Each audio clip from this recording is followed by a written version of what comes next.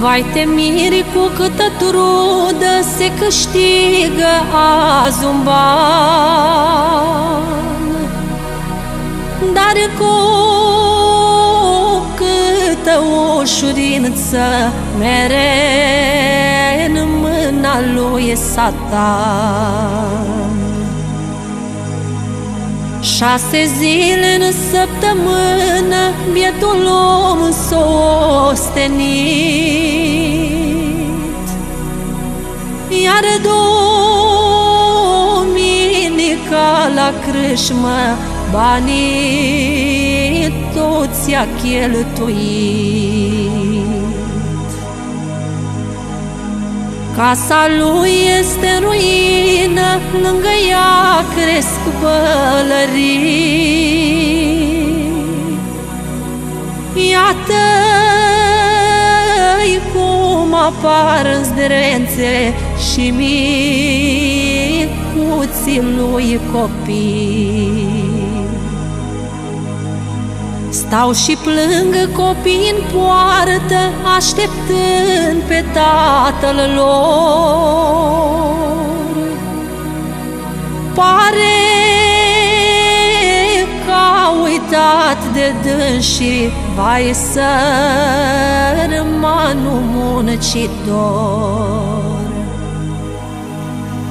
Pâinea de la ei lipsește și nimic n-au ce mânca. Sunt micuți, n-au nicio vină, că tatăl lor stă și bea.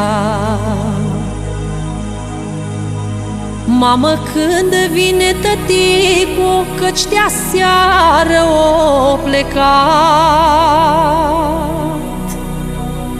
vai mie foame, mamă dragă, știi că astăzi n-am mâncat.